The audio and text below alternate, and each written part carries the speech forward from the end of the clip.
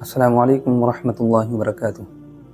اسلامی تاریخ میں ایک بادشاہ کا نام سنہرے حروف سے لکھا گیا ہے کہ جنہوں نے غریب عوام کو انصاف دلانے کے لیے اپنے سگے داماد کو تختہ دار پر لٹکایا ہے اور پھانسی کے پھندے پر چڑھایا ہے۔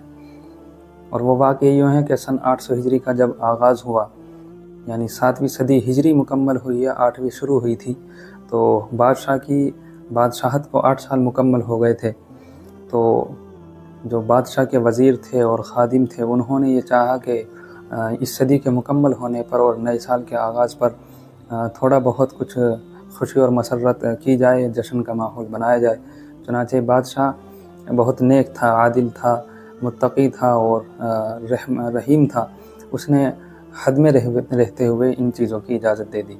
چنانچہ جب انہوں نے جشن کا ماحول بنایا، خوشی اور مسرت کا کچھ ماحول بنایا ہے، تو اس دوران کسی وجہ سے لا علمی میں یا انجانے میں جانے میں کسی وجہ سے جو بادشاہ کا لائق فائق جو داماد تھا، بہت قابل تھا، بہت اخلاق مند تھا، بہت خوبصورت تھا، اس کے ہاتھ سے ایک غریب مزدور کا قتل ہو گیا۔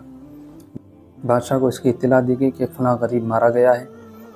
چنانچہ بادشاہ نے کہا کہ چاہے غریب ہو چاہے امیر ہو، شرعی عدالت سب کے لیے برابر ہے، اسلام میں غریب کا اور مالدار کا کوئی امتیاز نہیں ہے، چنانچہ اس کے خلاف بھی مقدمہ چلایا جائے۔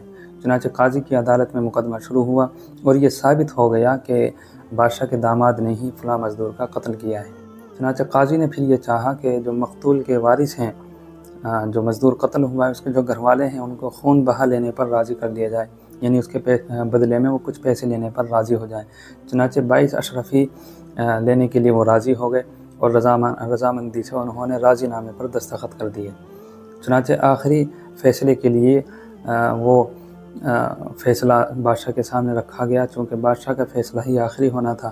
جب وہ بادشاہ کے سامنے پیش ہوا تو بادشاہ نے دیکھتے ہی کہا کہ یہ فیصلہ بہت کمزور ہے اور اس میں میرے بادشاہ ہونے کو بہت زیادہ دخل ہے، اور یہ معاف کرنے والے لوگوں کے دل میں یہ خیال آئے گا کہ ہم اس کام کے ذریعے سے اور اس کو معاف کر کے ہم بادشاہ پر کچھ احسان کر دیں گے۔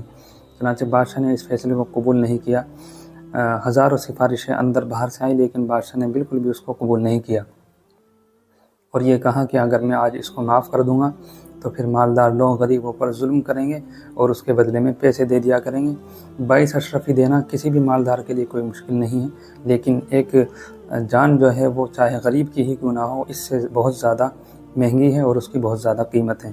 چنانچہ بادشاہ نے اس فیصلے کو رد کر دیا اور اس کو غلط ٹھہراتے ہوئے اپنے سگے داماد کو پھانسی کے پھندے پر چڑھانے کا حکم دیا اور یہ کہا کہ اگرچہ میری بیٹی کا جو ہے دل مجروح ہوگا، اس کو صدمہ پہنچے گا، لیکن میں ایک ناجائز کام کے لیے ایک گنہگار کو معاف نہیں کر سکتا۔ چنانچہ اس کو پھانسی کے پھندے پر لٹکایا گیا اور یہ کہا کہ پورے دن اور پوری رات شہر کے بیچوں بیچ اس کی لاش کو لٹکایا جائے، تاکہ دوسرے لوگ بھی دیکھ کر عبرت حاصل کریں کہ اس بادشاہت میں نہ غریب کا کوئی فرق ہے، نہ مالدار کا کوئی فرق ہے۔ تو یہ تھا ایک عظیم بادشاہ اور ایک انصاف پرور بادشاہ کہ جس نے غریب کو انصاف دلانے کے لیے اپنے سگے داماد کو تختہ دار پر لٹکایا ہے۔